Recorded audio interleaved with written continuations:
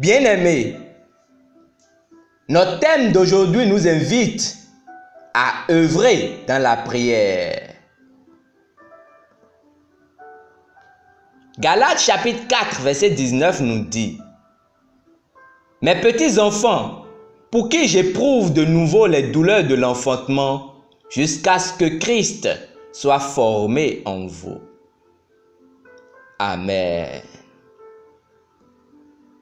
Dans le 3e chapitre de l'épître de Paul aux chrétiens de Galates, il souligne leur complète répudiation du message de la foi. Ils avaient laissé le simple message de la grâce en Christ pour l'observation de la loi de Moïse afin d'être justifiés par elle. Ayant appris qu'ils avaient accepté les doctrines de faux enseignements, Paul les réprimanda. Aux Galates dépourvus de sens, qui vous a fasciné, afin que vous n'obéissiez pas à la vérité.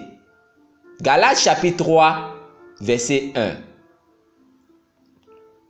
Il y en a qui sont ainsi dans l'église aujourd'hui. Ils ont bien commencé, mais ont continué à écouter de mauvaises doctrines et ont été induits en erreur. Ils sont devenus argumentatifs, conflictuels, désordonnés, grossiers et indisciplinés dans la maison de Dieu. Et certains ont même complètement cessé de communier avec l'Église.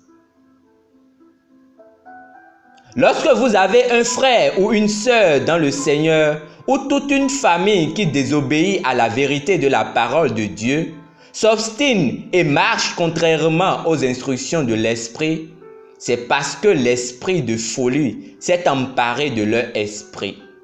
Ainsi, il est temps d'éprouver de nouveau les douleurs de l'enfantement jusqu'à ce que Christ soit formé en eux, comme l'a fait Paul.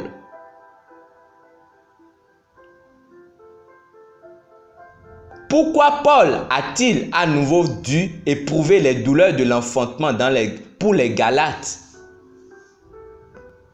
Il avait auparavant éprouvé les douleurs de l'enfantement, par lequel ils sont venus à Christ.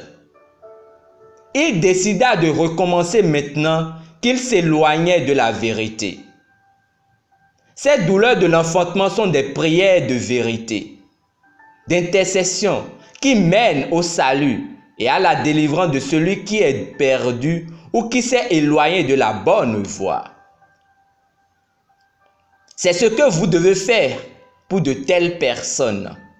Vous priez encore et encore dans l'intercession et le jeûne, persévérant dans la prière pour que la vie de Christ gagne l'ascendant en eux et qu'ils soient pleinement soumis et établis dans la vérité et la justice de Dieu. Les mots « éprouvez de nouveau les douleurs de l'enfantement jusqu'à ce que Christ soit formé en vous » montrent que la vie de Christ n'était pas manifestée en eux. Ils étaient devenus mondains, vivant sur la base de fausses informations qui détruisaient leur foi. Alors, apprenez à prier avec ferveur en esprit pour les nouveaux convertis et les nouveaux membres des églises du Christ à travers le monde. Priez qu'ils grandissent dans la connaissance et la révélation de Christ et qu'ils soient établis dans la foi par le ministère de la parole et du Saint-Esprit, accomplissant leurs desseins et conduisant d'autres à Christ. Aussi, priez pour ceux qui peuvent faire face à des moments difficiles et à des persécutions ou qui vacillent dans leur foi, afin qu'ils soient fortifiés avec puissance par son esprit dans l'homme intérieur, enracinés et fondés dans l'amour, lui étant agréable en toutes choses au nom de Jésus. Amen. Prions ensemble. Cher Père, Je te remercie pour la bénédiction et le privilège de la prière et l'opportunité d'éprouver les douleurs de l'enfantement jusqu'à ce que Christ soit formé dans le cœur des nouveaux convertis et de ceux qui auraient pu s'éloigner de la foi. Même maintenant, je prie pour tes enfants aujourd'hui, que ta sagesse guide leur cœur et gouverne leurs esprits pour produire des œuvres de justice pour le royaume et qu'ils soient enracinés et fondés dans l'amour, t'étant agréable en toutes choses au nom de Jésus-Christ. Amen.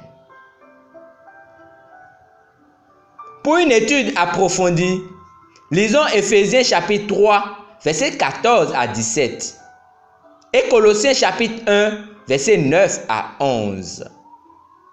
Demeurez richement bénis. Amen.